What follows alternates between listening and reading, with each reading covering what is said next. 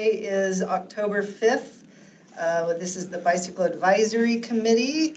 We're starting at a little late at 4:40. 4:40. Thank you. And I'll start with roll call.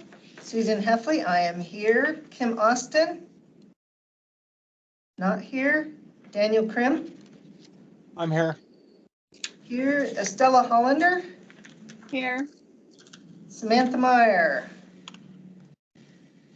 Matt Mitchell? Here. Valerie Pyatt? Maybe late, I hear. So, Martin Ince? Here. Jeffrey Bauman? I see him not. Ryan Turley? I see him not. Adam Williams? I see him. Here. There you are. We've got Jeremy. I don't remember your last name either. Degator. Degator. Good luck with it. Degeyter.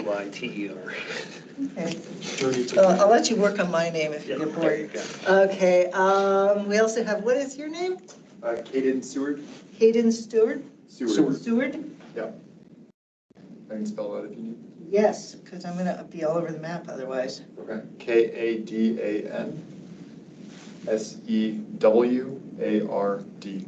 Purchase. All right. Thank you very much. It looks like we have Christopher Fair here and Kevin Hayes and Paul Mood as well.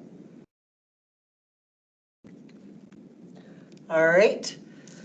Members of the BAC, do you have any comments, questions, or anything? Matt? I've noticed an upswing in the bicyclists on the morning commutes and evening commutes. I assume it's from our rise in petroleum prices. That's always a good guess. Yeah. All right. That's all I got, just an Yeah. observation. No construction problems. No, I think my construction problem is almost complete. I got new stripes on the road now. Oh, good. It's close. All right. Real close. Anyone else on the board have questions, comments, or anything? Just a couple of small things. There's a bike fix-it event. I know that Martin, thank you for sending that out. That was from Ray at the city, is doing that in the Sunnyside this weekend. Let's see. I think that was, you sent that out earlier this week. I was Yeah, I gonna think pull it's it. 8 to 12 tomorrow. 8 to 12 on Saturday. Yes. And I'm not going because Elson wanted it. Okay. Thank you. And then also at McPherson Park on Thursday at what time did I say it was gonna be?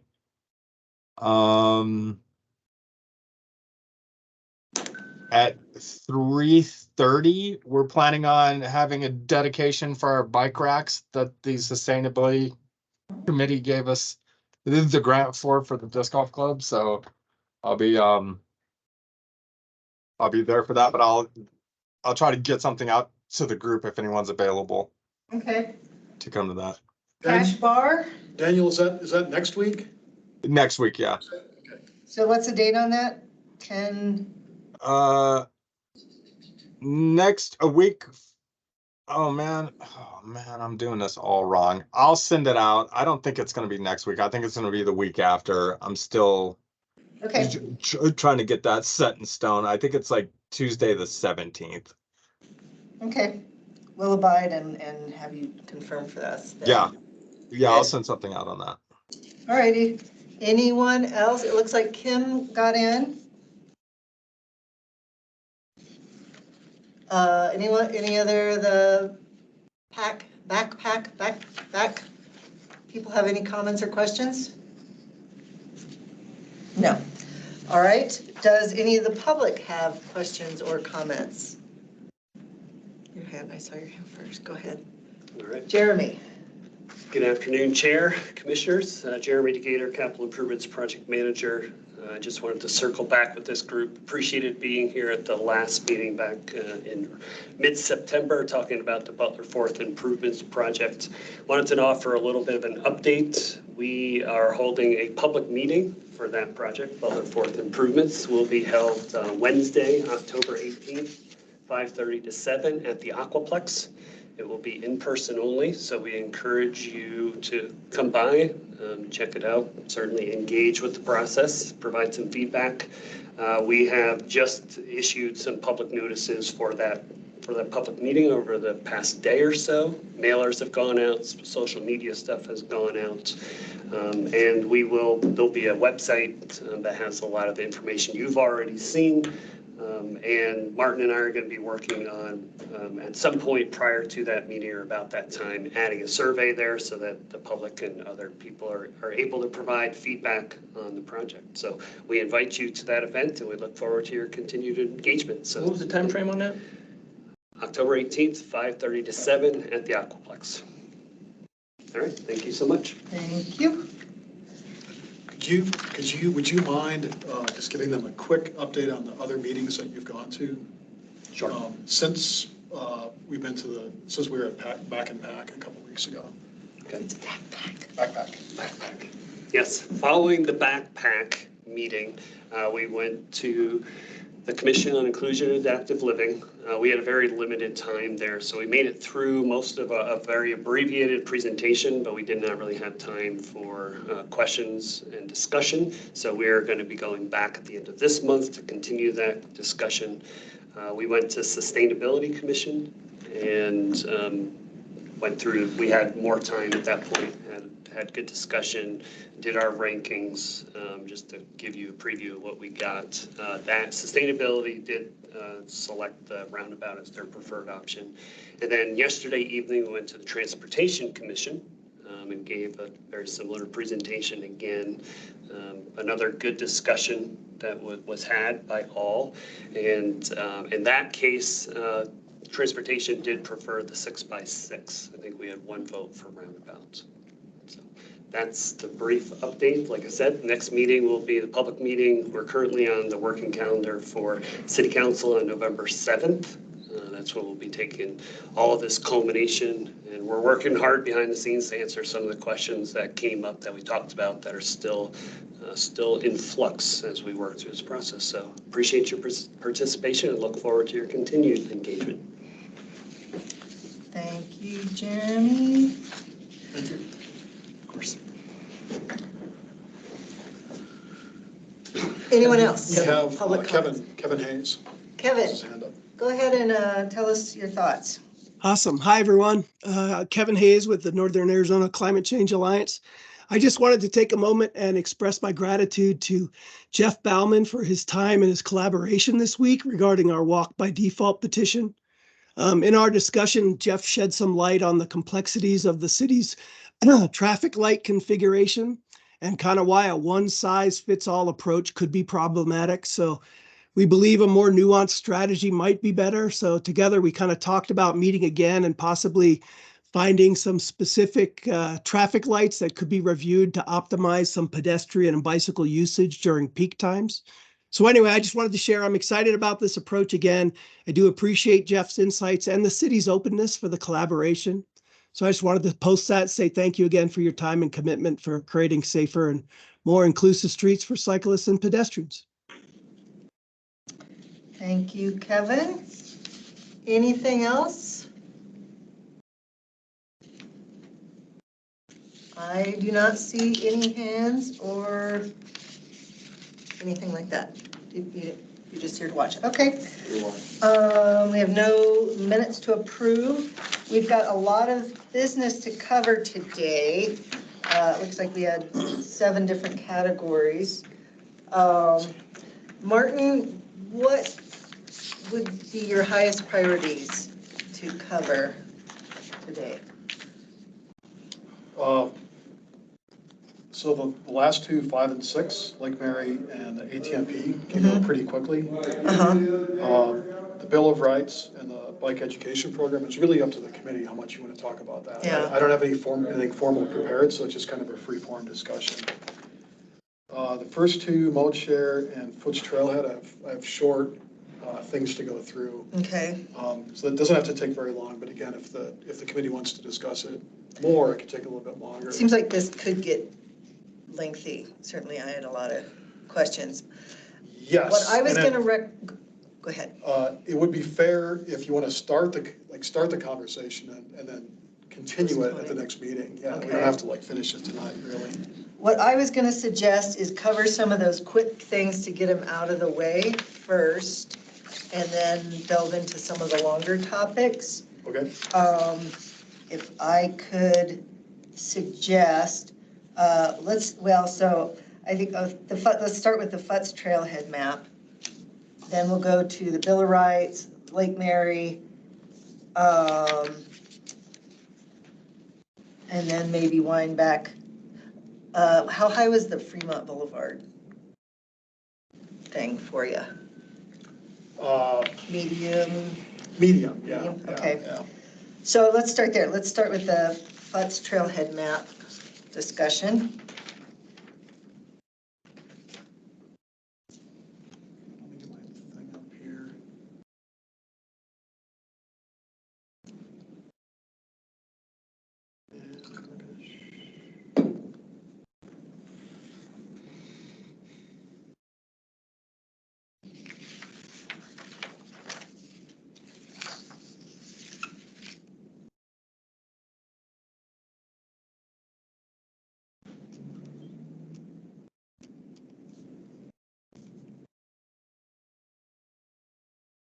Okay.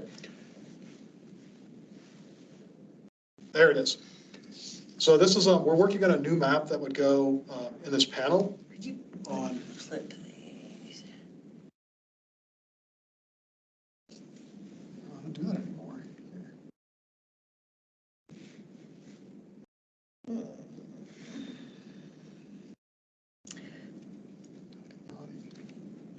There we go. Okay, thank you. Okay. So we have these trailhead signs at a handful of locations along the foot system. And they include the panel that you see in the middle, which is basically a recreation of the foots map that we hand out, the folded version for people. These are the locations. There are 1, 2, 3, 4, 5, 6, 7, 8, 9, 10 existing. We have built 2 new sign structures, one at Isabel, kind of here by Sunnyside, and another one by Lone Tree and Brannan, adjacent to where there's a few parking spaces by the Sinclair Wash Trail. So this is the map that's there now. Like I said, it's basically a recreation of Urban Trails and Bikeways map. And this is a draft one we're working on to include. And of course, we'll include the key and some of the other information. This isn't quite done. But the biggest difference between the two is here we have, and the one that's existing, we have all the bikeway information. And here we've narrowed it down to just the foots trails. And part of that is just to make it a little bit easier to read. And so A, I wanted to get your impressions on that concept, and B, we don't have to do it tonight, but if you have any thoughts about what's on the map, and this is a draft, so it needs some work, like not all the labels are there, but I think you can get a general idea of what information we include and don't include on it. But if you have any thoughts about the changes from the old one, I think, we can talk about that tonight, and then any specific comments, feel free to send them to me separately.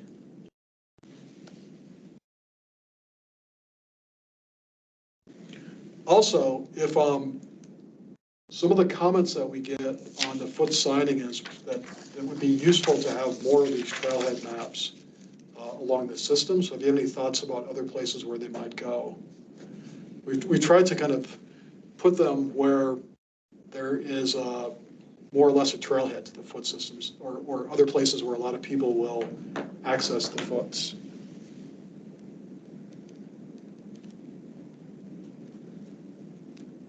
Can you back up and show us that map that shows the 10 currently?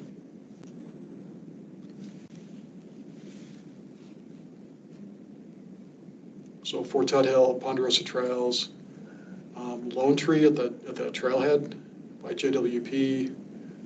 So are the pink ones proposed and the red ones in place? Yeah, the pink ones were a couple ideas that we had for where they Okay. might go next. And then this pink one and this pink one have new sign structures, but we haven't put the sign in because they're brand new. They weren't old ones. They never had an old sign. What's the lifespan of these signs? How long do they last typically? The old ones we did in 2015. They look okay. Like structurally, like fading, they'll last another 20 years. Oh, yeah, nice. In terms of the information, they're outdated. That's the only upkeep to them is just updating the information, right? Yes. There's not a lot of maintenance to them. Once they're up, they're up. And They're pretty, I mean, the structure is 100 years. I think those signs last 20, 30 years before. They're really not supposed to fade. Barring volcanic explosion or anything. I would definitely want Extensive graffiti. to label the neighborhoods. Maybe Wait, this is the map we should be looking at. okay. in like bigger boulders so people from out of town that are using it can hone in on things maybe. And the parks and parks and neighborhoods in bolder letters so they're easily found.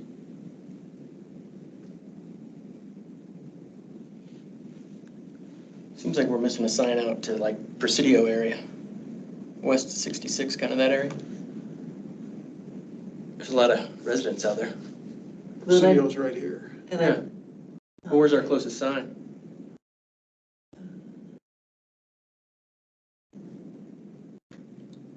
Really none. I mean, these trails are all new out here since we put those signs in.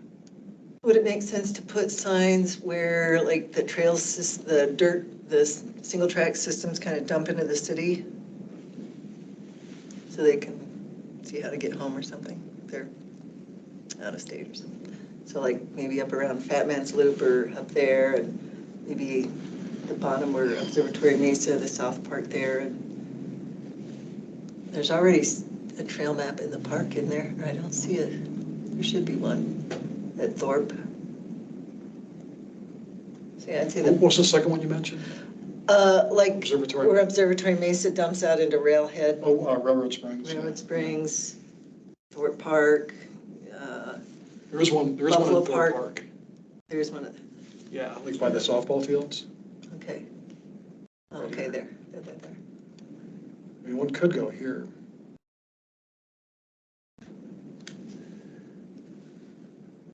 How much, we get all the money in the world or we never have all the money in the world?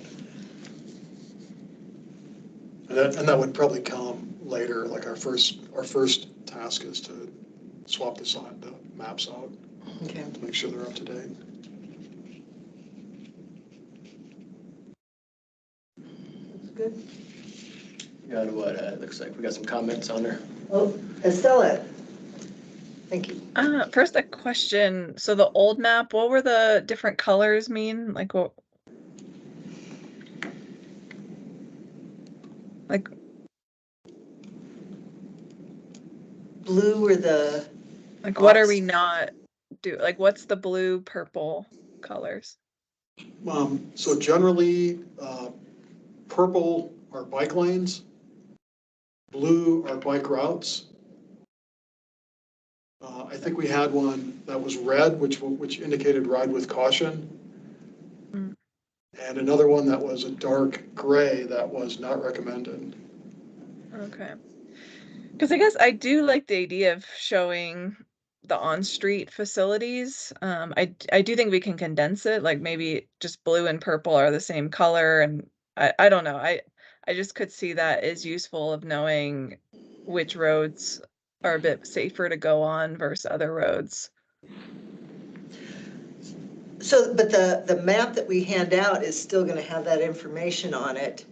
Is there, on these, But I don't think so, right? The new map just shows foots.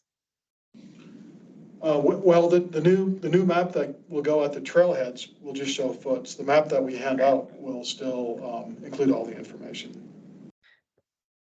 Would it be possible to put like a little container at some of the trailhead signs that that would have the trail maps in it? I suspect that would be really, really hard to keep them full. Until it rains. Well, no, with a Well, we do little, have the link, right? With a cell phone, you Yeah. can scan that link and you can get access electronically to oh, it. yeah. Yeah. All those, Susan, yes. on to piggyback on Matt's comment, can you just add a QR code, and the QR code takes you to all the bells and whistles? You're talking about the map that's on The map, trailhead. the map on the trailhead. Can't you just add a QR code, and that QR code takes you to all the bells and whistles, not just the limited information on the trailhead map? Yes. And just make sure you make that clear on the map. Yeah, this is the old map. So these two QR codes. Actually, there only needs to be one. Well, I take that back. This QR code downloads the map. So this map for your phone, and this QR code takes you to the Foots website for more information. And we'll have that. We'll include both of those on the new version of the map, however it looks. Awesome. And sorry, another question is the foots, they're in Google Maps, right? Or no? They are. I mean, is that more useful? Like where then people can have their location on and see, I mean, if there's a QR code, I don't know, just thinking of ways like how people are getting information currently. Yeah, so put a little note that says, maybe with a QR code that takes them to Google Maps as well.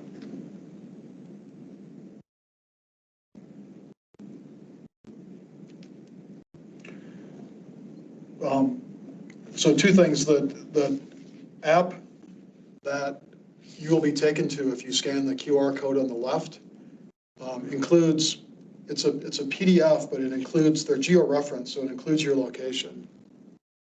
So it shows you where you are, and if you want, you can track, leave a track for yourself to see where you've gone and see how far you've gone. So it has decent functionality. Okay.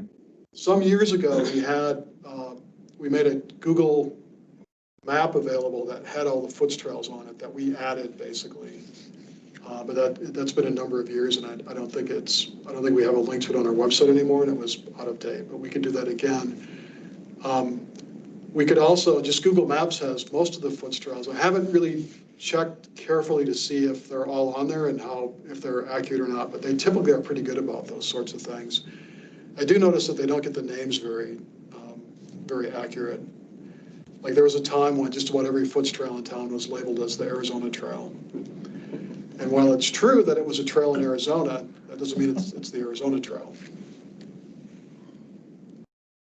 Okay. Yeah, I think what you mentioned with how it geolocates you, even just stating that, like I think the descriptions, I wouldn't think that by the descriptions. Okay.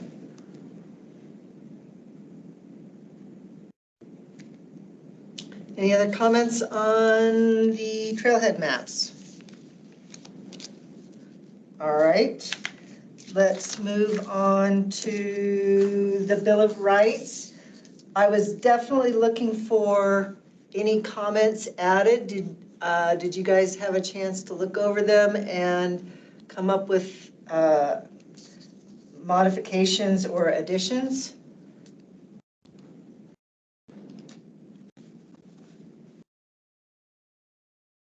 I did have a question on the Bill of Rights.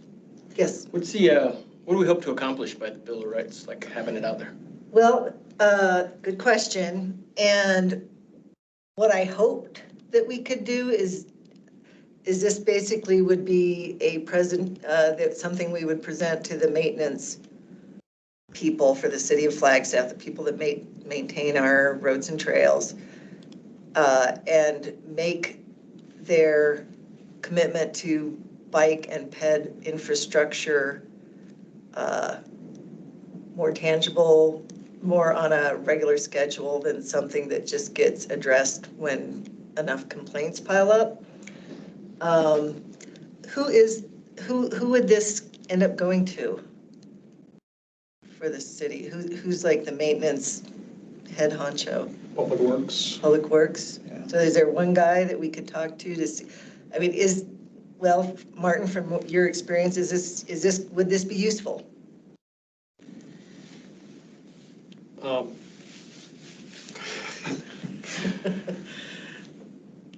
I think there's not a thing on this list that they have not heard already. I think that kind of the challenge is figuring out, I think these are all fantastic. It's things we need to work on. I think the challenge is figuring out how to make them happen.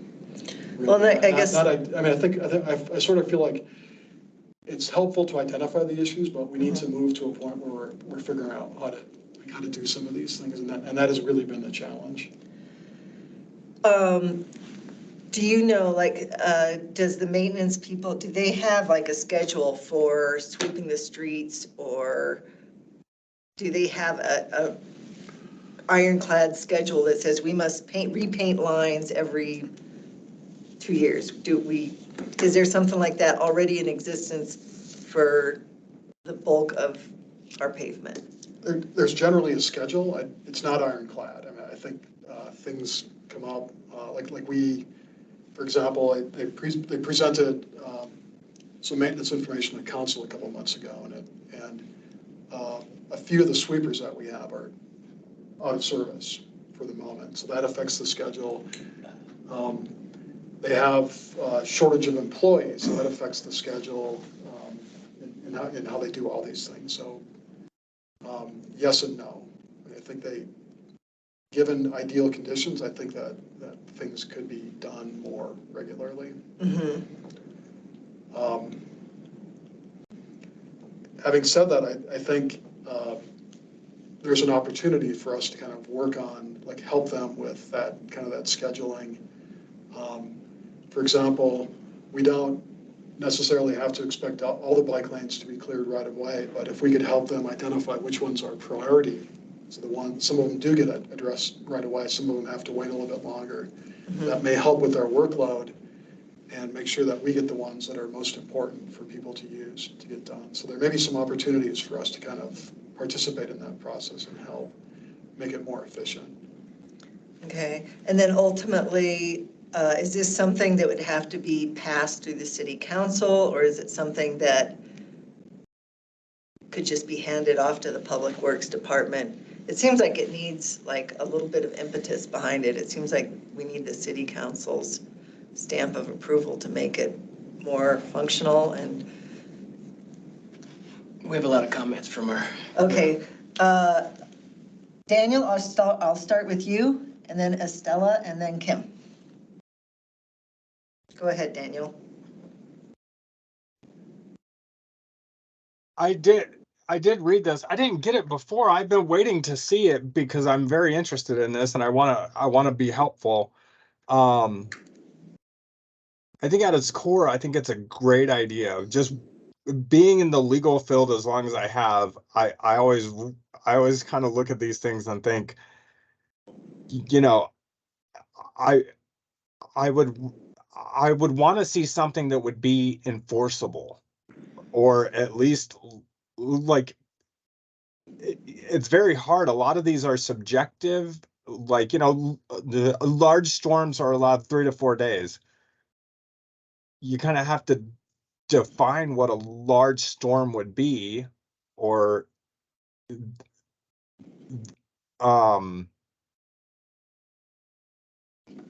you just a lot of these.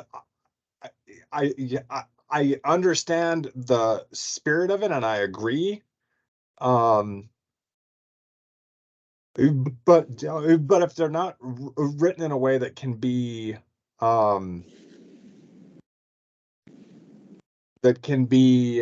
gosh, what's the word I'm looking for? Enforced. Legally enforced. Yeah. And not even legally enforced, but like, I mean, and I think that something like this is necessary, and I think it's worth undertaking, and I think our group is in a a good position to at least get a working draft out there. But I'm just afraid that if it's not, if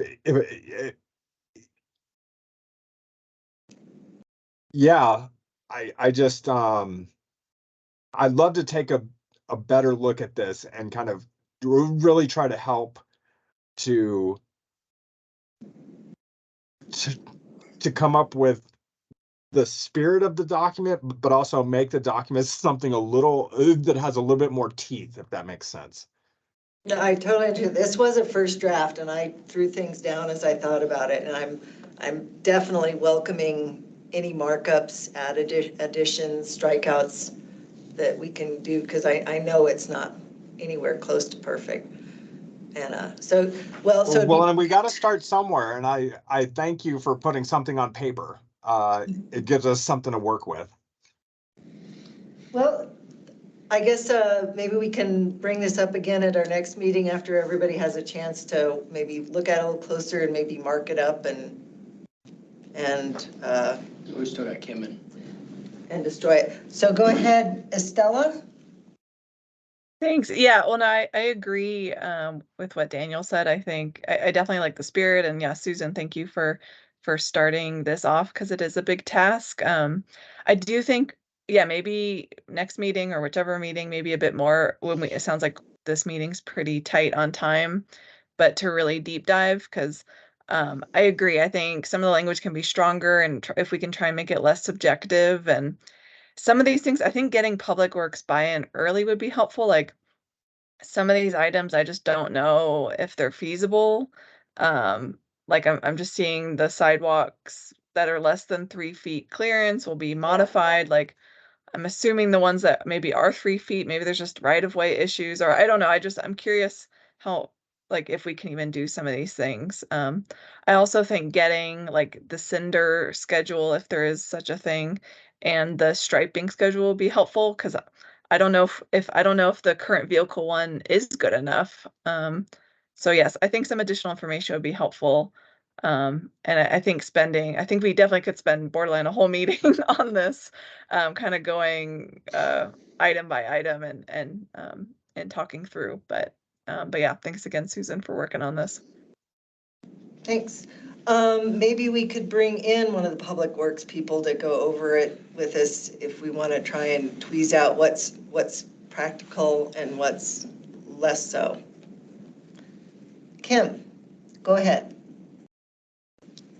Hi. Definitely great information. I'm all for it. I would hate to just deliver this to Public Works and have them not be very happy with us giving them a list of, you know what I mean? Like I would hate for that to happen. So when you said, let's invite Public Works and let's see what we can come up with together, something feasible, something we'll learn more information about their schedule, kind of get, like step into their shoes and see what they're dealing with and see if we can come together and, and work, together to come up with a solution, rather than just, I don't know, like, just handing them like a to-do list almost. You know what I mean? It's a great list and I love it. So that's not the issue. But I just want to make sure that maybe Public Works is on board. What can we do? Yeah, and then come up with something formal that, yeah, we'll be like, hey, you said you would help us with this, and this isn't happening. How can we, fix it for the future? You know what I mean? I don't know. Does that make sense? Absolutely. Well, it would be nice to have one of their representatives to come in and take a look and work on it with us. Yeah, I know it's broad and general, and even then, I mean, it's not just Public Works, because there's some things that are more directed toward the police and enforcement. But yeah, thanks. So it's a good thing. I invite all of you again, as I said, to mark it up with whatever kind of comments, whether you say this is not a practical thing, or we need to make it more specific or whatever. But yeah, I definitely want to see this move forward. And speaking of moving forward, are there any other comments? And we should probably move on to the next thing with the idea that it'd be good to bring in a public works person to talk about this, go over any drafts. I'd also like to see the PED continue to be included on this, because it's as important to them as it is to us. So I don't know if Martin if you can bring it up at the next meeting and just elicit their collaboration on this. I think it does affect more than just public works. You got Parks and Rec, and you got code compliance. Every time I submitted an issue online, it didn't go where I assumed it would go. Yeah. It would be directed where the city finds it appropriate to go. Yeah. And being a former Public Works employee, I think this would be received by Public Works as, it wouldn't be very inviting from them, because they would take it as they would take offense to it, because they're doing the best jobs they can out there for Public Works. And I guarantee they have schedules in place for everything.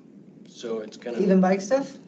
Oh, yeah. It was Yeah. street maintenance, and if the Yeah. bike lanes are within the street, I mean, striping, they don't just stripe center lines, they're striping shoulder lines and bike lanes and stencils and everything. Well, I guess that's why I was confused, because about a month or two ago, they were striping the streets all over the place, and deliberately, it seemed like none of the bike infrastructure was getting striped while they were out there doing all that. And I guess that's partly why I feel like at some point we might need the city council to approve it, to say this is a priority, that we don't want, like if it comes down to, well, should we do this for the cars or should we do this for the bike peds, that this document helps them focus their energies better toward what we hope is a better bikeable city. I'm looking forward to our future discussions. Okay. All right. Any other comments and questions? Moving on. All right. Lake Mary Road safety.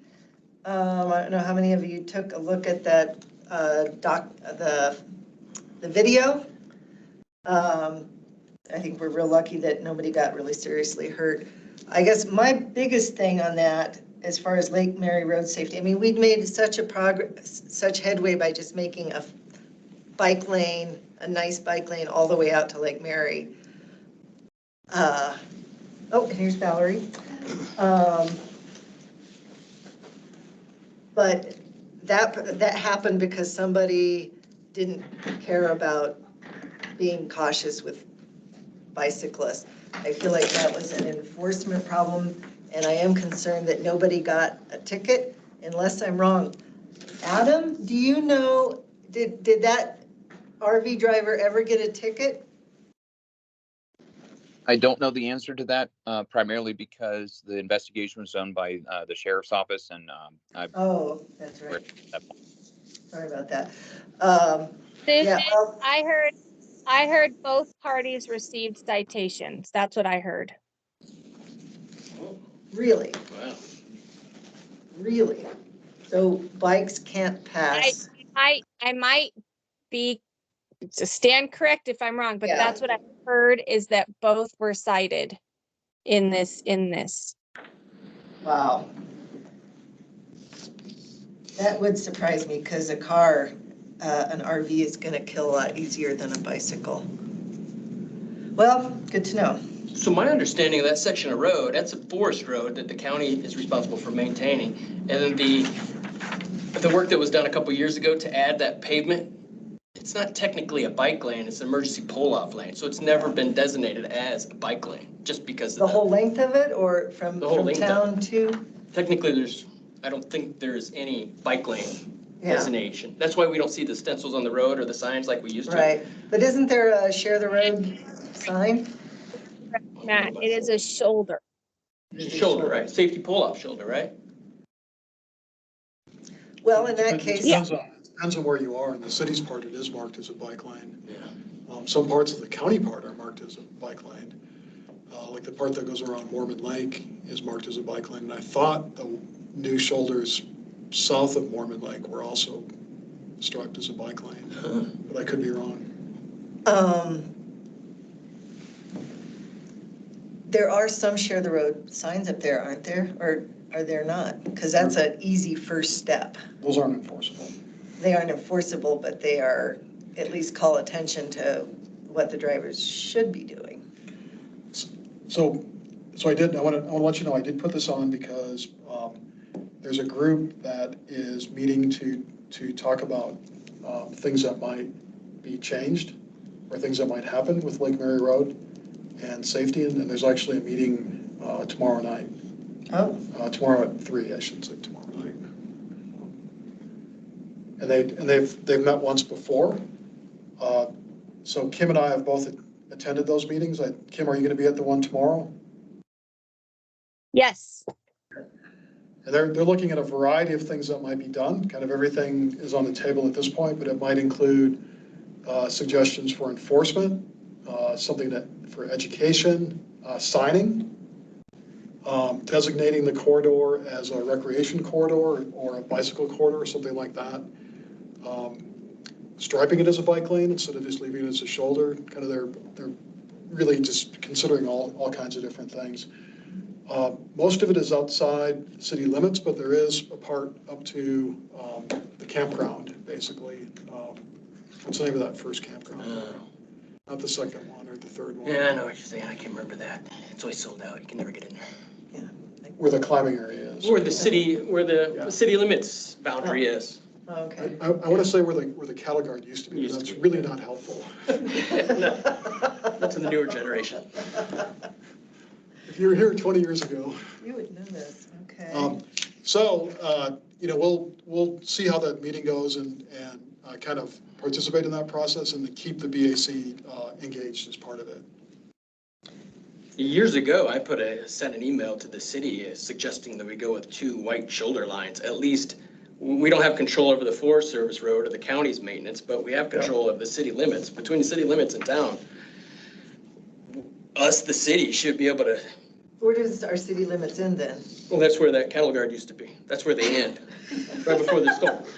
Exactly there, not a foot forward or behind the cattle guard used to be. Yeah. But like we could set the example for the rest of the road. We could pilot some stuff there, and then if it works, then the county can run with it and get some federal support from the Forest Service and stuff.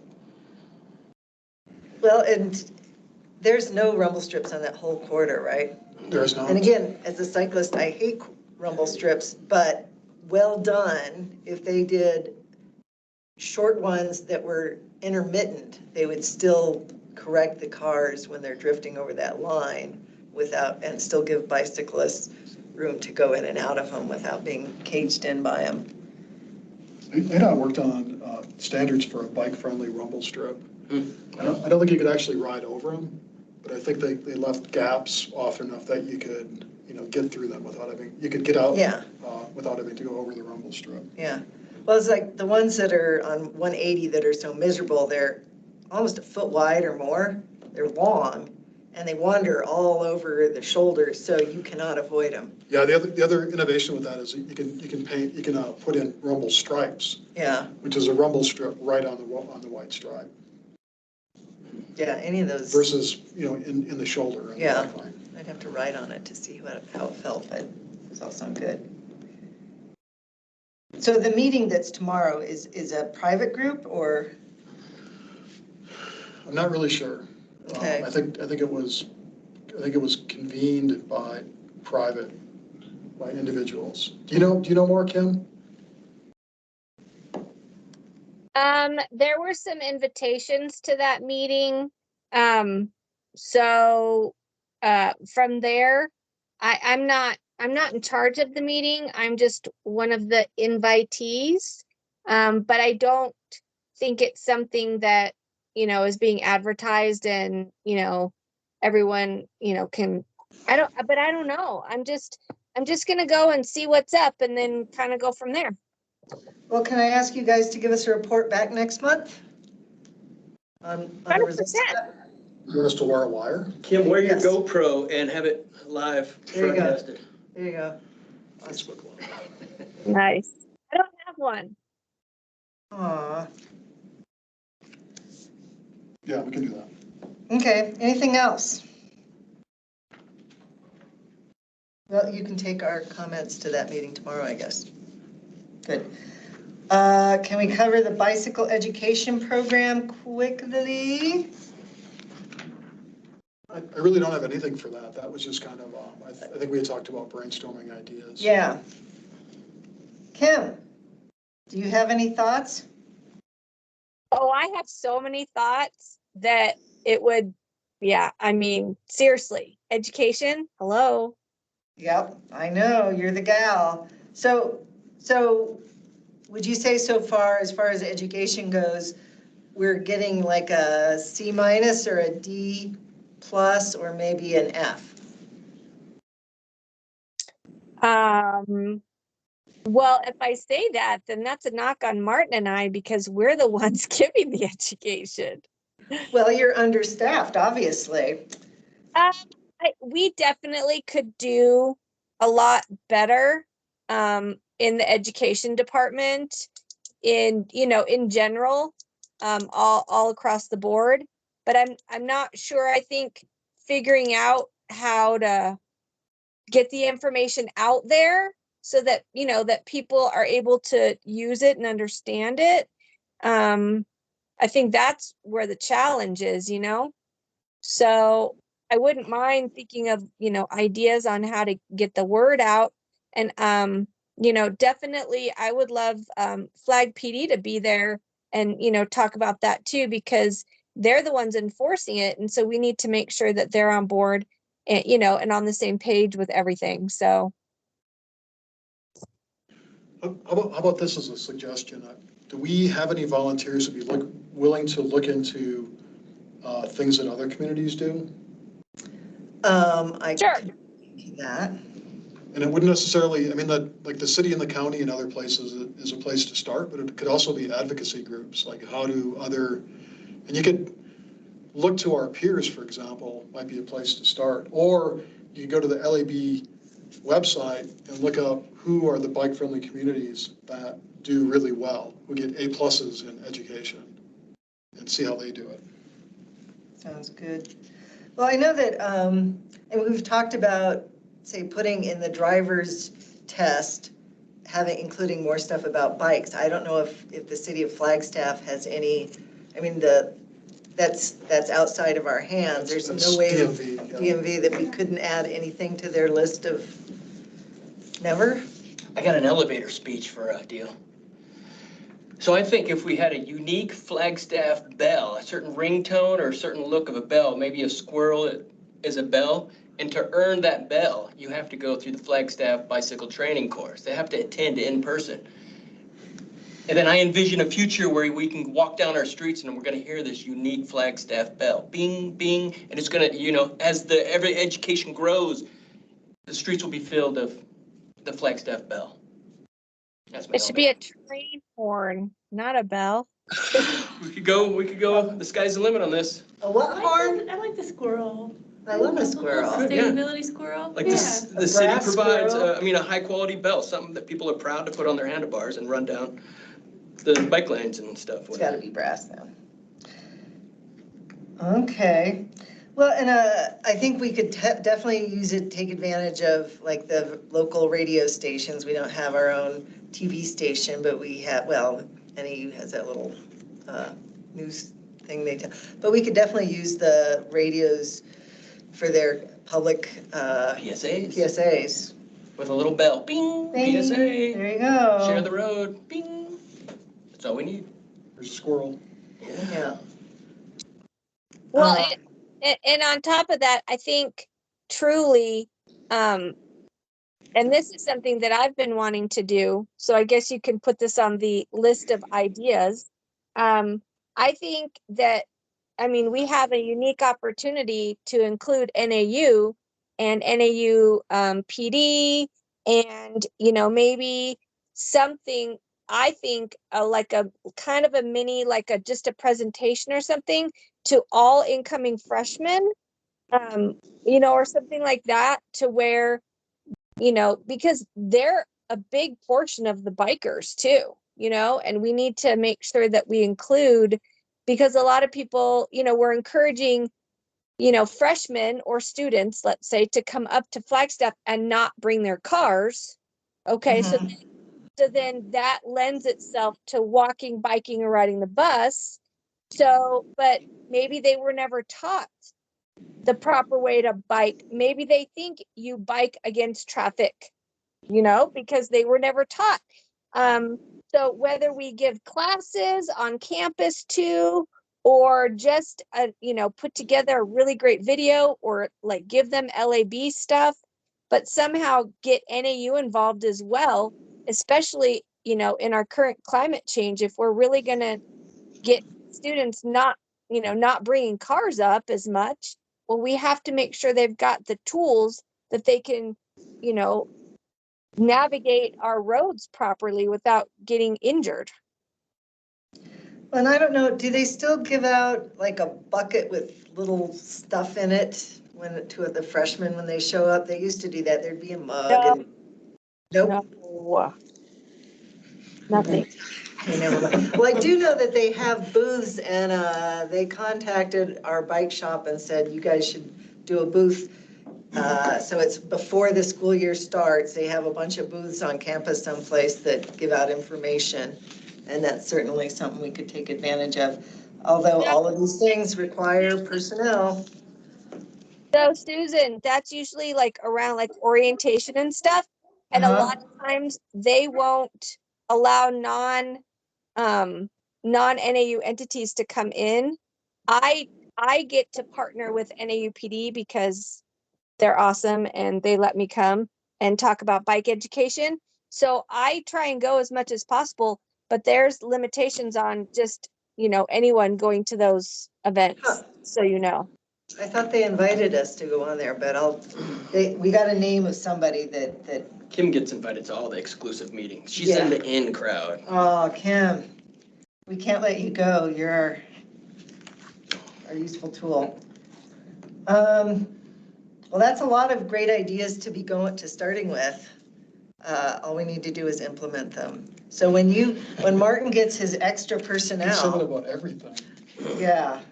I wouldn't we- mind volunteering for some of this stuff. Maybe we should like pin down volunteers.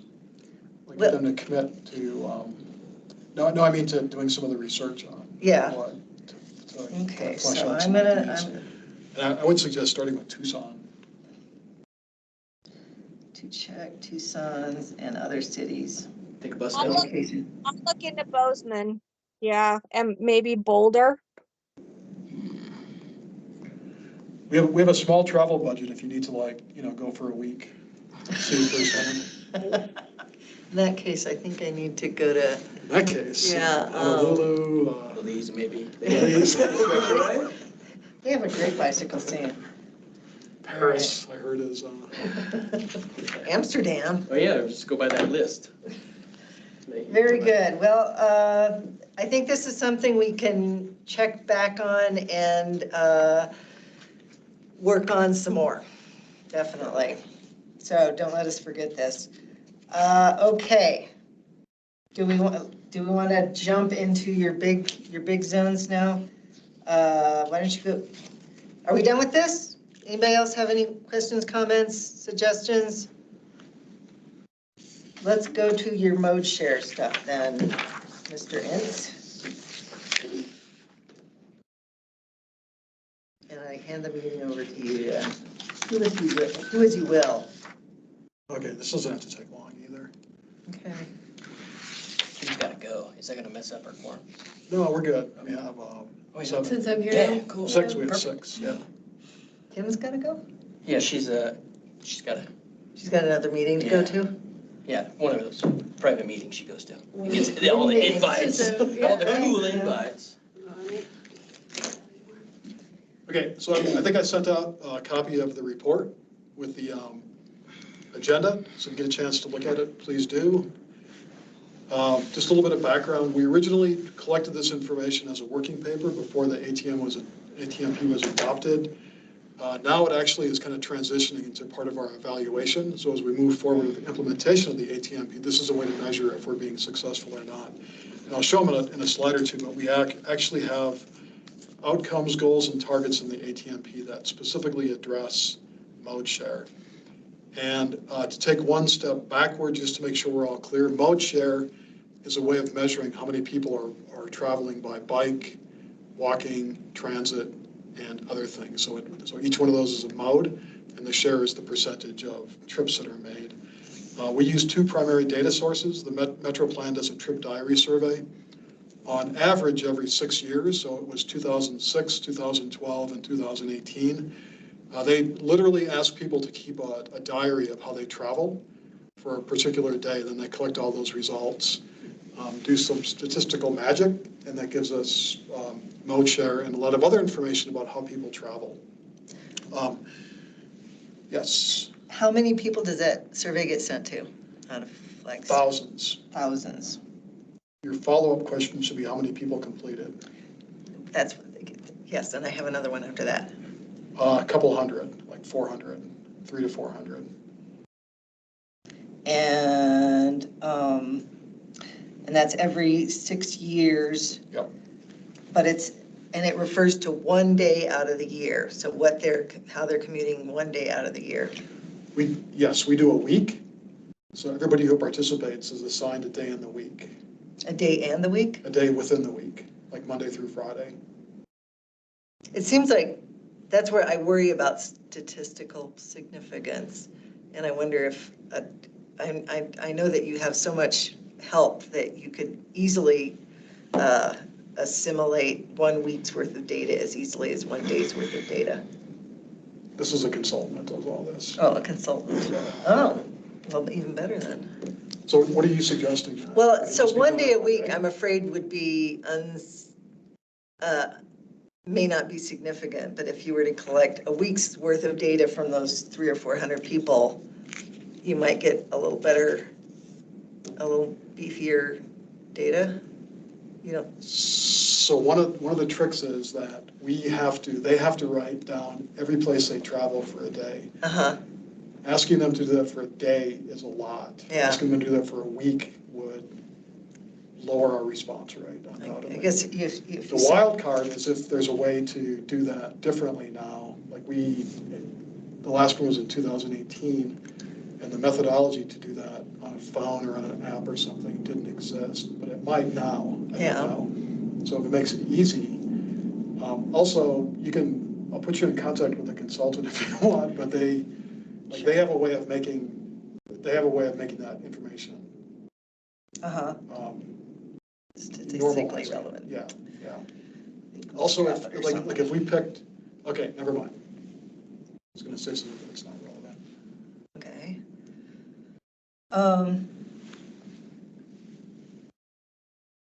So thousands. So if we doubled the thousands that we send it out to, we'd get more back too. But yeah. And that's everybody within Flagstaff city limits. Yes, it's a random sample of everybody within Flagstaff city limits. So I wonder if you actually within the Metro Plan boundaries. Yeah. Because they're the ones who do the survey. Again, I always wonder about the usefulness of the water bill as a mechanism to reach people. So you could say out of everybody that gets a water bill, you could say, X% are going to be given this link to do this survey. Yes. So the survey gets sent out to a random sample of a couple thousand people, really whatever we can afford. Yeah. What we can do after that is publicize the survey, so if people get it in the mail, they know what it is, or they're more likely to fill it out. So that's where the water bill might come in. Mm-hmm.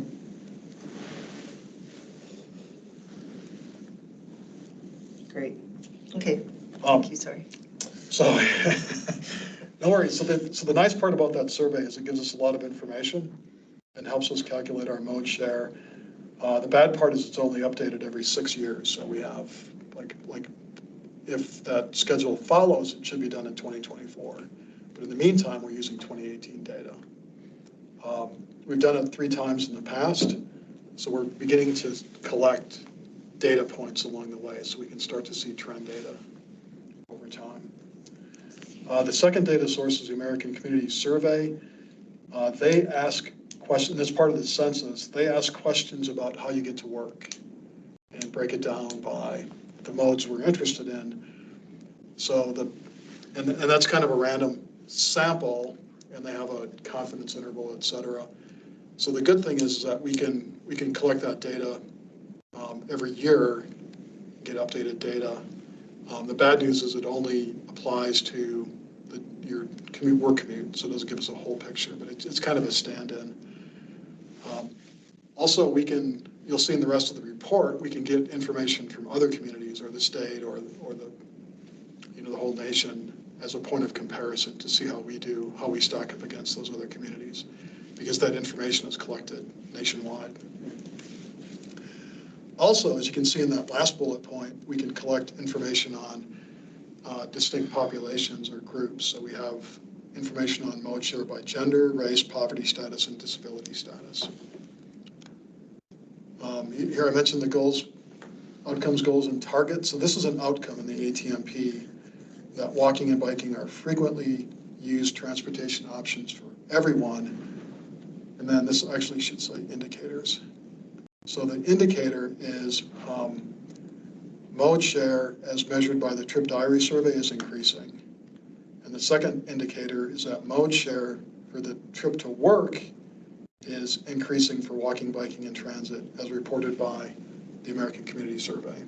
Does that make sense? Here's the outcome, the result that we want to realize, and here's how we can tell if we're getting there or not.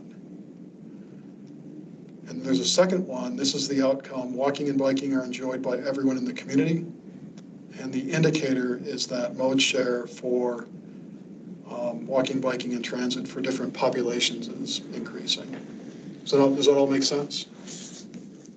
And these aren't specific. Like you can see, we don't say that's increasing by a certain amount. But we did also include targets, which include a very specific numerical within a specific time frame. So we have two of them related to mode share. One is the walk, bike, transit mode share for all trips. Again, this is taken from the trip diary survey.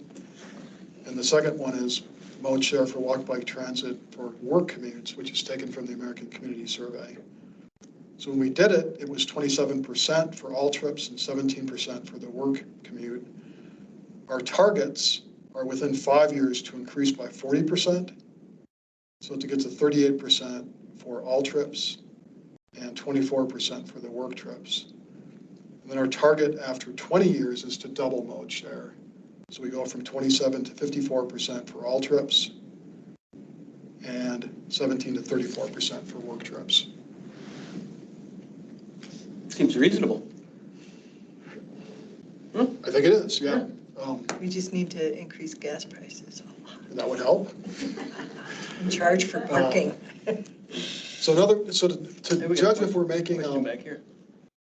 Yeah, I just don't know that much about this. Is ATMP like something is it like a city goal? It's the Active Transportation Master Plan. So that's the plan that we've been working on that includes personally active transportation, walking, biking, or taking the bus. Right. And that's a document we've worked on for forever, I believe, but it's part of the city regulations now, or it's adopted as a goal. Awesome. Kate, if you know, I'll give you my email, and I'd be happy to provide you with a link to it. It's on the city's website. That'd be great. Yeah. A little light reading. So all this really is by way of context. This is why we collect this information. We'll continue to collect it to kind of judge how we're doing with walking and biking and transit. So here's the information in the report. So we have kind of a summary of highlights, current mode share and trends from those two data sources, comparison of Flagstaff to the rest of the state, a comparison of Flagstaff to our peer communities, which includes Pullman, and then the other demographic information on gender, race, poverty, and disability. So the next few slides, I just have a couple of the highest of the highlights just to show you. And of course, for this update, we have no new information from the trip diary survey, so we're only updating the information from the American Community Survey. So here's trends beginning in 2009 and ending in 2021, which is the most recent data. These are 5-year estimates, so every data point, like for example, 2021, is an average of the previous 5 years, if that makes sense.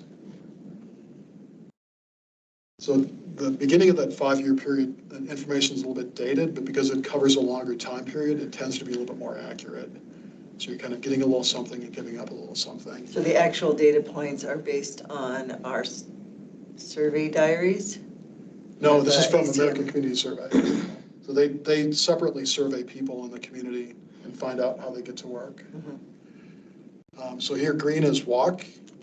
So you can see we generally climbed to 2018. We've been slipping since. Here's transit, went up steadily to 2014, then dropped and has been fairly steady. And then here's bicycling, which has really done nothing but drop in the period that we're looking at. And, you know, there's part of the ATMP that calls for us to take dramatic action. And I kind of look at these trend lines and think we just need to take any sort of action to get these numbers to go in the other direction.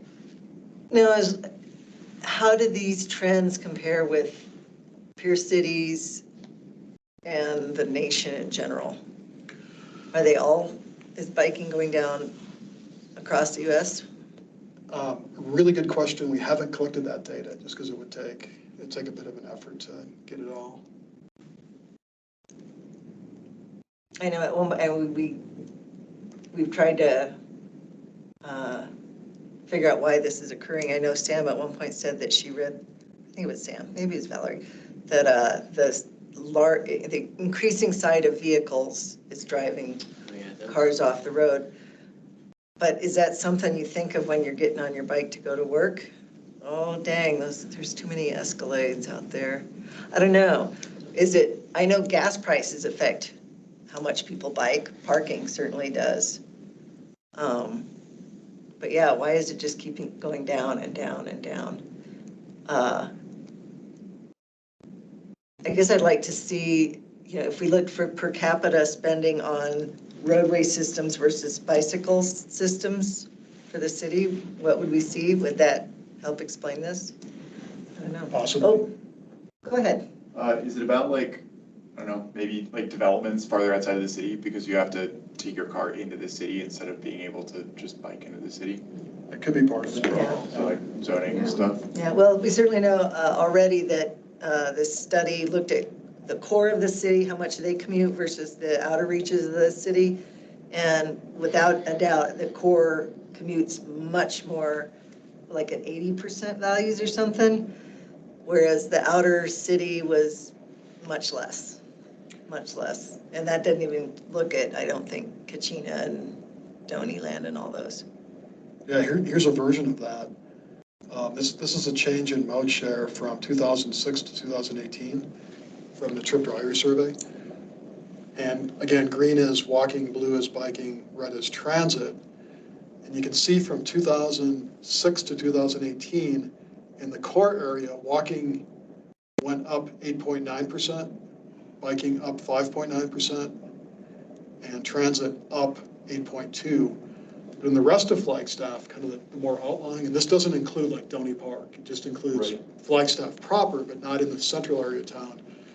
Walking decreased by 3.5%, biking decreased by 3.7%, and transit went down 0.5%. So there's two disparate trends happening here, and the core is doing okay. The rest of Flagstaff, things are going down. And I think, you know, because the rest of Flagstaff is at least as big as the core, if not bigger, that trend results in kind of an overall decline.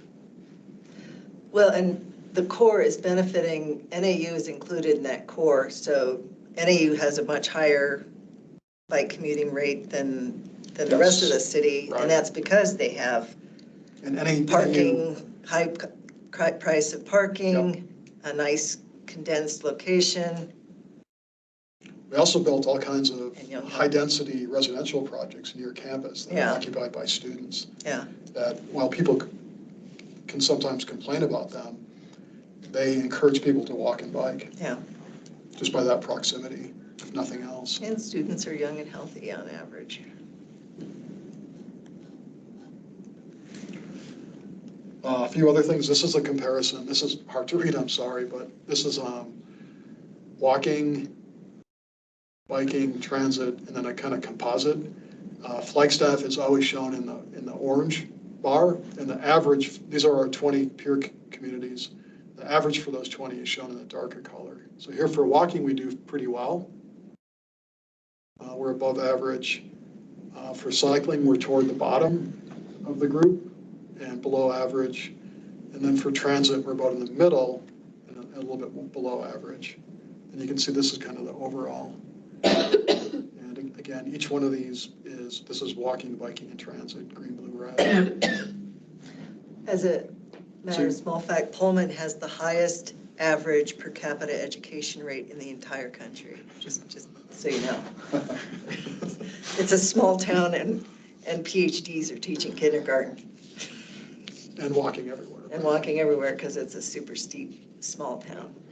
You can kind of see in this composite one, like what makes up their high mode share. Like for Davis, it's clearly biking. For Pullman, it's walking. Boulder's just overall balanced, walking, biking, and transit. Who's Moscow, this? Idaho? That's Moscow, Idaho. Yeah. That's walking. See, it's same small town, lots of hills. Yeah. You can see Flagstaff, like we do much better with our walking mode share than we do with biking or transit, and that's largely due to that's the influence of the core, I think. Yeah. Comments, questions? Move on. Valerie wants this on her wall. I'm like, I love all our little sister cities. Like, I don't know. Hello. Yeah, and some, we tried not to, some are obvious, right? Like we want to compare ourselves to Boulder or Missoula or something. But some, like Cedar City or Las Cruces, are a little bit less obvious, I feel like. But Well, they why based not it on population, the size of the city, and it had to have a major university that was at least 10,000 students or more. And west of the 100th meridian, generally. Fun fact. So Lawrence, Kansas is not in there. Right. It could be. We used to live in Missoula, and then we had to move away. We wanted to go back, but there was like not good jobs for us. So we literally Googled cities like Missoula, Montana. There you go. And then This is a list that spit out. That's the results. Yep. Okay, so here's a little bit of the different populations. So, and I did these just as a composite, but here's by gender. Women are more likely to walk, but less likely to bike. Really by race, not a lot jumped out to me, although the non-white population is less likely to bike. That's probably significant. This is poverty level. So that's an easy one to figure out. It's no one's surprise. And then this is people with disabilities. That should shame just about every active person, every healthy person and maybe the disabilities is also associated with poverty. Yeah. It's worth pointing out that the gender numbers are for Flagstaff City. These numbers are only available at the county level. And by the time we include the whole county, like the mode share generally goes down. Like you can see here, the total is 13.9 for the city, but here it's 11.2 for the whole county. I think we have a question. Oh, go ahead, Daniel. Thank you. It's actually for Valerie. It's about Missoula. I was looking at Missoula earlier today, because it looks like they have approximately the same population as we do, maybe a little bit less. A little bit smaller of a university. About half the snow that we get. Yep. But about twice as many people are biking there. Yeah. What are your takeaways after seeing both towns? We have more hills, is that pops into mind. Other than that, it's not like they have like the best amazing bike infrastructure that I've ever seen. It's just, I don't know. Well, what I remember of Missoula, it's out on the plains more, right? It's in River the Valley? confluence of like 5 valleys. So like the city itself is pretty flat. And it's more Yeah, it's circular, it's where our pretty snug, city yeah. is got all these Right. tentacles that run out. So yeah, maybe it's just like the snugness of it and that it's flat. Flatter. Okay, so probably more geographic than cultural. I think so, because they are like the exact same town otherwise. Like the bus line is called the Mountain Line. The ski resort is called Snow Bowl. Oh, no. They are the same place. Doppelganger. Weird. It's weird, right? All right, Must be thank you for easy that. to I was just curious. Yeah, no, good question, because they're the same place, but it's probably geography. They have a higher rape level, I think. And that book, the Krakauer book about Yeah. it was not, it was Accurate. not good. I mean, it's accurate, it's Just depressing, yeah. terrible, yeah.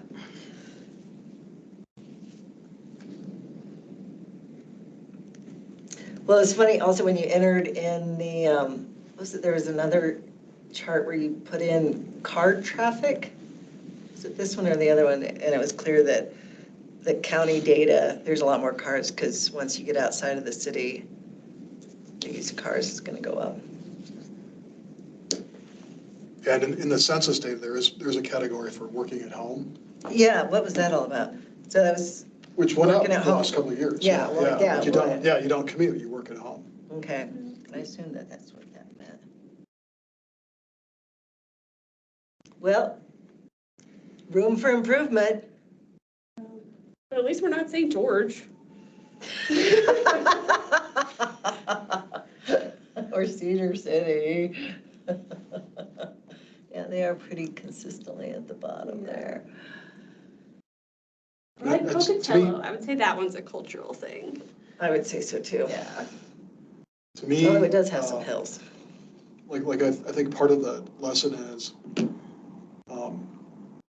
getting good results in these things is the result of making an effort. Yeah. Like nothing happens without making an effort, except maybe, for like Pullman just happens to be Mayberry or whatever. Yeah. It's just a different kind of circumstance. But the other ones, Davis makes an effort. Yeah. Boulder definitely makes an effort in all those areas. Yeah. Let's do it. Let's get up there. Okay, done. Other thing that we can learn from this is, like if we look at where we are and what some of our peers have achieved, if we could get into like the top 5, what would that do to our overall mode share? Like how much would that number go up? And what impact would that have on traffic and mobility, for example? And I can guarantee you that it would be noticeable if we were in the top 5 in all these categories. That Well, the change in traffic would be noticeable. Well, 5 years ago, we were near 5%, weren't we? Yeah. For For biking? bike share, right? What happened? If you want, I can show you how to go to the American Community Survey. And you just look up a community and then just like cut and paste the whole table into like a spreadsheet. Ooh. You have to do that for 10 years for 20 communities. Okay, I'll think about it. Not this week, though. Not this week, okay. This week. Burlington in there? It's not? It's east of the 100th meridian. Oh, that's right. Never mind. My bad. I'm going there next week. Check it out. Okay.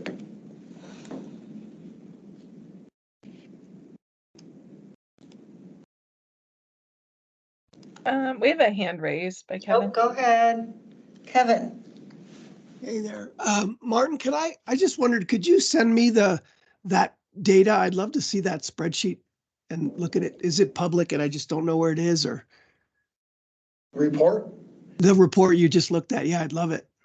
Yeah, I'm gonna kind of finish it up. We label it as a draft right now. Okay.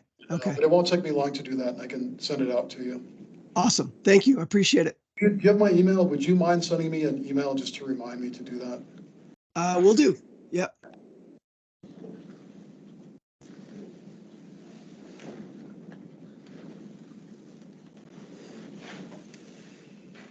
Okay? What do you want to cover next? Well, pretty much we're down to number 6, A&T implementation, or the back page. Yeah, let's do the ATMP one. I just really included that as kind of a reminder. So we are coming up on the first anniversary of having adopted this plan. Okay. So as part of the ongoing implementation, I think we need to kind of keep it fresh. Part of that is looking at our list of projects. The city does a new capital plan every year. So we'll have an opportunity to review what projects we want to build with transportation tax funding. Second is the ATMP lists a handful of priority actions, and I think it's got it broken into the things that we should do the first year and the things that we should do within 5 years. So that's worth looking at to see how we're making progress, if those things are in works, if we're getting things done. It's also worth looking at to see if those are still our priorities or if we want to shift and look at other things. I don't think we should do it after 1 year, but we talked a little bit about the outcomes, indicators, and targets. So we probably should report out, do an analysis and report out if what direction those indicators are going. And again, after 1 year, we're not going to make much of a difference, but after a couple of years, I think we should do that. That's something your interns can do. Yeah. Do you have, we could. when do you get those? The interns, when do you get them? We have no plans to get any interns. What about, you get somebody to help you soon, don't you? Yes, Isn't that? that's under reports. Okay.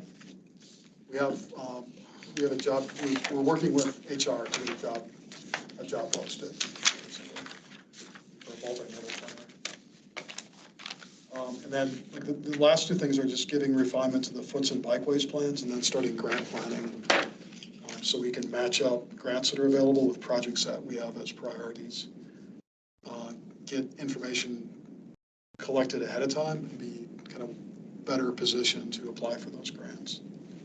So really that's all for that item. Okay. So you're not looking at that to happen this year so much as maybe in the next year? Yeah, the one thing that will happen this year is the capital planning, because it happens every year.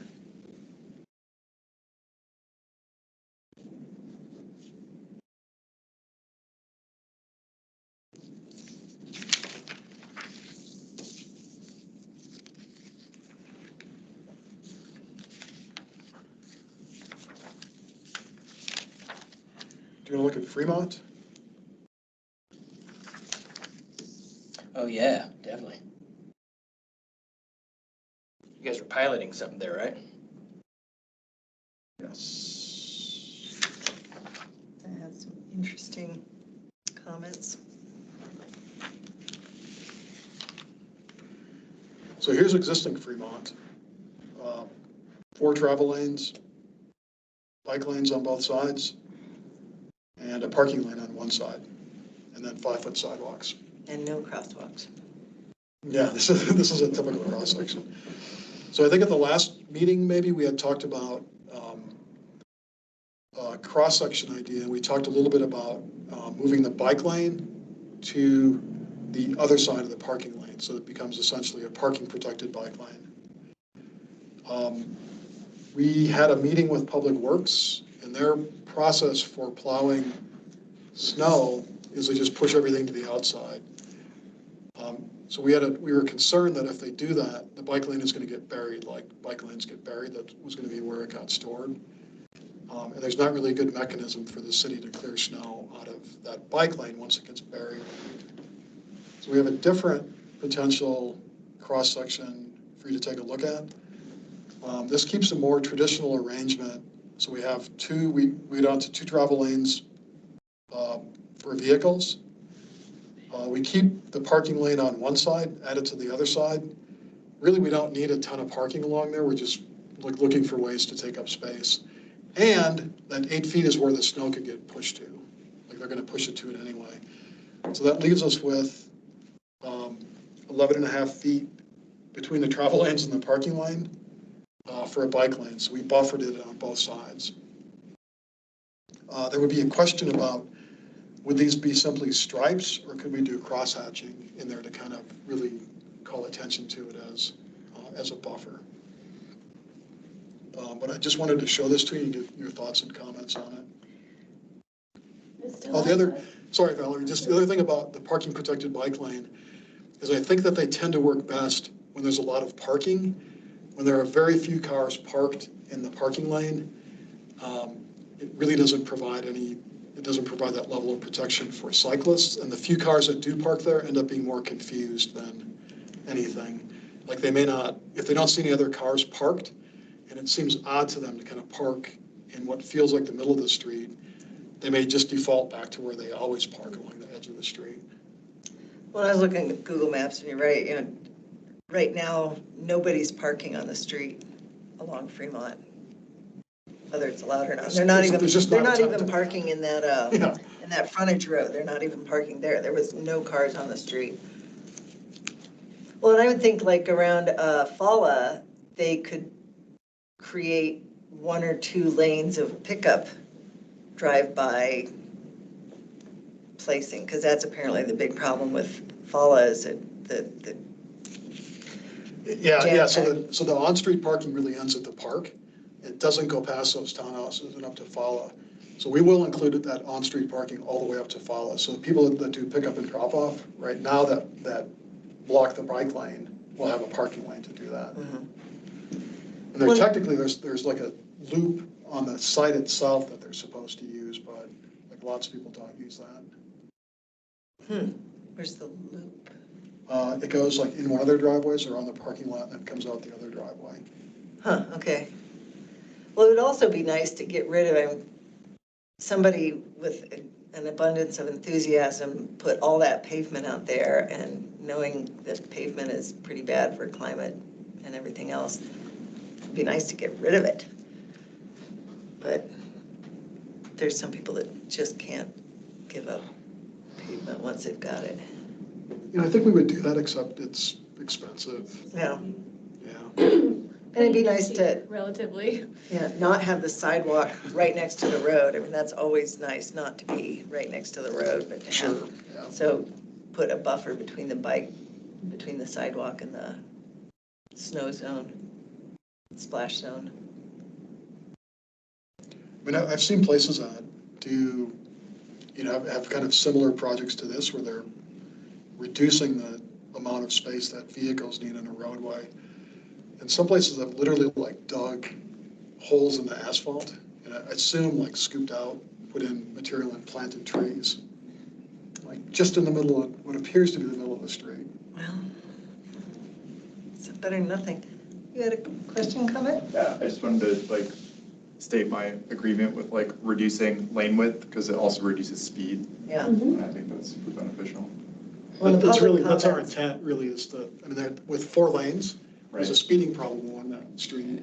Yeah. So the reduction in lanes is really, the first goal is to reduce speeds. Is there a possibility to like reduce width of lanes as well? They are, I think if you look at, Oh, okay, cool. these are 11s. The only trick with like reducing the lanes is if we have 2 new lanes strapped in the middle of the road and the road kind of curves, if the lanes get too narrow, will people just ignore the lane lines at that point and drive Right. wherever they want, you know, Yeah. not feel like they need to be constrained by a narrow lane. Right. Yeah. Well, and I can guess I'm see not that, familiar with Vermont. yes, And that's- people are gonna be tempted to just drive into those big wide old bike lanes if they feel like it. Yeah, because They're- only a stripe prevents them from doing that. Yeah, Bicycle. yeah, because I mean, all the comments were about slow it down, we can't cross the streets. Estella's got some comments too. Stella, go ahead. Thank you. I'm not super familiar with this road, but I wonder, like, could you flip the parking in the bike lane where then, it just then the parked cars creates a nice buffer, and then maybe the snow could go there too and free up the bike lane, but I don't know if there's a ton of access, like driveways and things where that wouldn't be feasible. but I think it would be, Estella. It's just, our concern was that, even if they use that space to plow into, there isn't any provision to plow the bike lane separately. So it may not, in that case, it may not get snow plowed into it, but it wouldn't get cleared either. gotcha. And then some of the feedback we've heard from some other communities is that these parking protected bike lanes work best when there's a lot of cars that use the parking. Right, okay, makes sense. We don't necessarily have that here. Because that really was the neighborhood's first choice, was to reverse the parking in the bike lane. And we haven't showed this to them, and they'll have their own thoughts. And it didn't seem like biking was much of a priority for your respondents. Some, but not much. Definitely was pedestrian crossing and speed of traffic. Yeah, those were 1 and 2, yeah. Because Fremont's really not, I think there's a couple thousand vehicles per day, which in the scheme of things is really low. Boy, somebody wanted that big wide road. Bad. Those were the days. Yeah. It's probably wide enough to turn a 12-horse wagon around. That's probably what they wanted.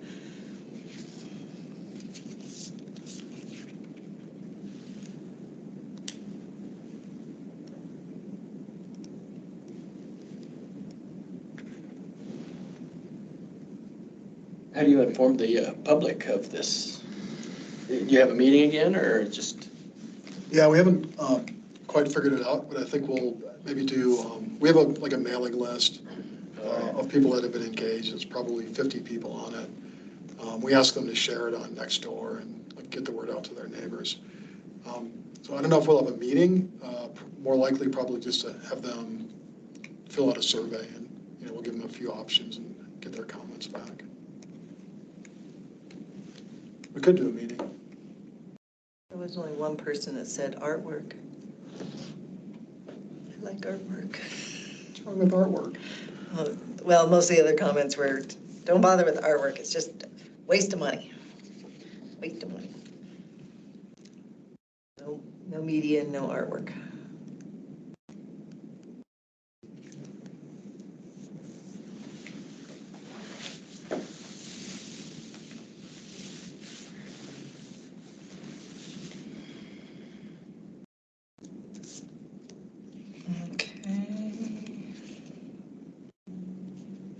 I think that was Butler? everything on the regular agenda. I think we covered. What about the, so how many new applications do you have, and can we see those for, and who goes first? Yes. And that's all I have to say. Somebody else wants to be the chair, don't they? Somebody somewhere. Somebody I was just somewhere. waiting for you to leave. So I have started to go through the applications and write people and find out if they're still interested. The first couple that I heard back from have moved away, so they're not eligible. We have a couple new applications. Well, that woman last Jen, month? yep. Jen was Could I suggest that we reconvene a subcommittee? Sure. And re-review the applications? Okay. Who wants to be on the subcommittee? Daniel, are you raising your hand? I can't see it from here. I'm available to do it. If anybody else wants to do it, I will Well, there are 3 gladly. hands up here. You're not obliged, but if you want to, you're certainly welcome. Did you say you? Yeah. Yeah, 2 hands here. I'm willing to do it. Good at judging people. Okay. Oh, yes. We should probably just 3 people, I think, so we shouldn't have 4. Cool. I defer to you guys. I like the way we did it, though. I will say that I like the ranking system that we did. Matt still has his spreadsheet format. It would in be his good to brain. have Valerie, who didn't participate the first time, so we'll Yeah. have to explain the scoring system to her, and I think that'll be beneficial. Okay. Do we want to plan this right now, or You got the applicants in position? I mean, we could roll on this? Yeah, I think I need to reach out to the other applicants, like keep working through that list just to make sure we have everybody who is still interested and available. After this meeting, Caden will probably throw his hat in the ring. You should. I'm gonna go to the pedestrian. Oh, we we're lost not him. good enough for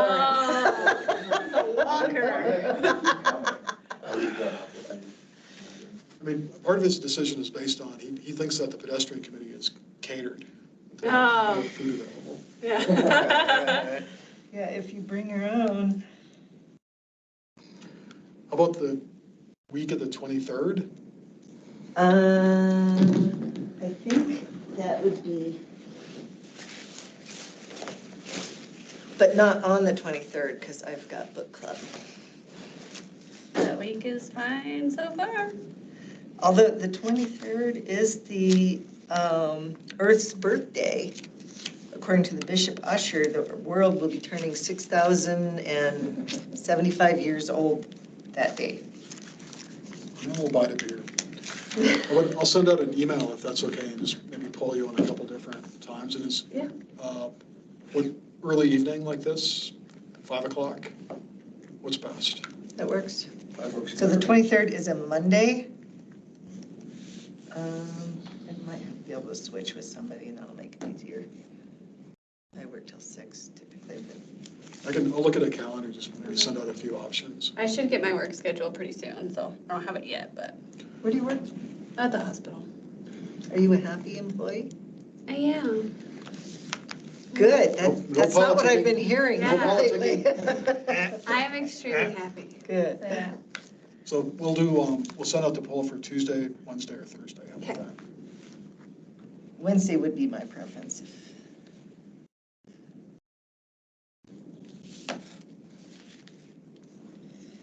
Okay. That's probably the biggest part of it. Jeremy gave you an update on Butler 4th corridor. First mile, last mile. We've completed the 5% plans and then moved into phase 2 of design. So part of that includes a bunch of bikeways. I'd like to get you information about which bikeways we're looking at, just so you know. All partners of that is still fully invested into it. Yep, we're gonna have a meeting with ADOT coming up. Estella has done a ton of work on that project. Thanks, Stella. Thank you, Estella. We're still waiting to hear on the Beaver Butler grant. Oh, yes, thank you. We're still, the Safe Streets for All will be announced in December. In the meantime, we submitted a transportation alternatives grant for the 2 intersections at San Francisco and Beaver. So we're hedging our bets. And that one we should know within, I think, in November. Cool. F, I think I mentioned we have job description into HR. We're waiting to hear back from them to start the recruiting process.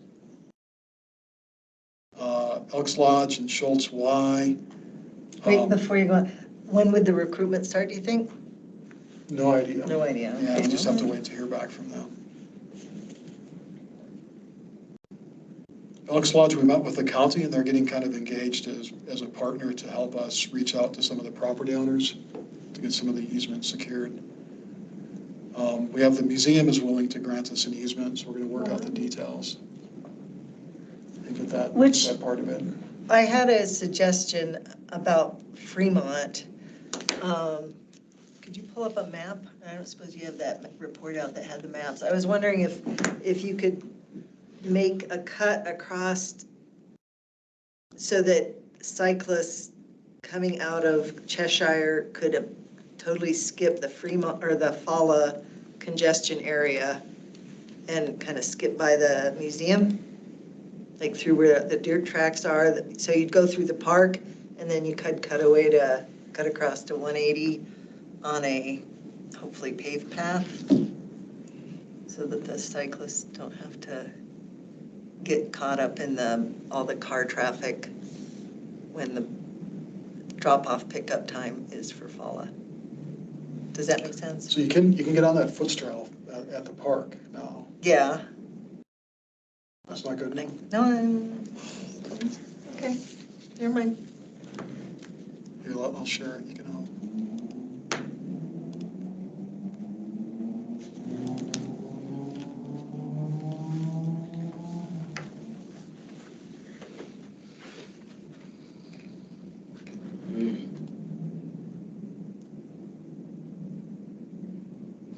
So I was So just you want wondering- people to get over to? Yeah, I was wondering, I mean, that would be a kind of a slick way to get them over there, and if it was paved, of course, then they'd still have to cross this highway to get to the FUTs on the other side of the road. Unless they wanted to just go in the bike lane. Where's that easement the museum's gonna get granted?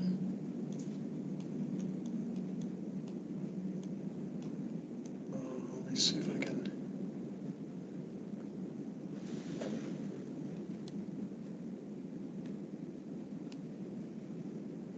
Right up through here. Wow. So the existing trail is here, but it's kind of subject to erosion. So they're gonna You get can it. probably see it if we zoom in. I didn't know Out the of the museum swamp. had property out that far. Yeah. Huh. Here you can see that, I think that's the existing trail. And there's a bunch of county land out there too, in there. Yeah. And then it kind of goes along the private property here. So generally go kind of down along through in these trees. The museum owns all this, Wow. but they divided it into 4 parcels. So these 3 are residential parcels. In fact, I think there's a house under construction on one of them that they sold. And this one they kept as a conservation area.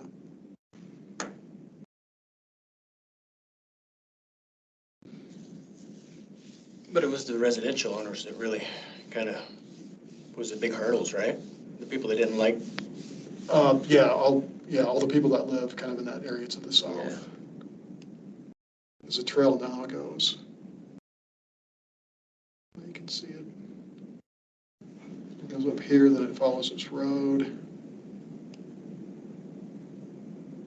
It kind of follows the road, goes down here.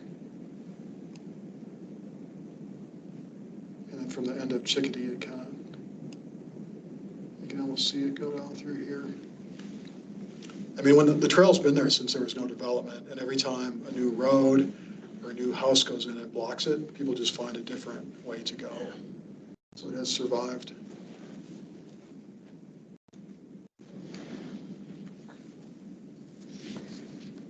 Okay, did you get your question answered about the shortcut over to Yeah. Fort Valley?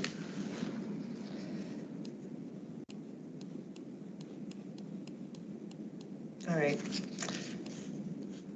Yeah, here's that Foots access.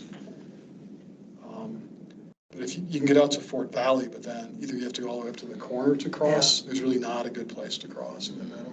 But isn't there a bike lane on that side, so you could just ride along the bike lane until you found a place Most you of wanted it, to yeah, cross kind of, over? it ends where there's a right turn lane into the museum, but Oh, there's a shoulder for the rest of it okay. on both sides, yeah.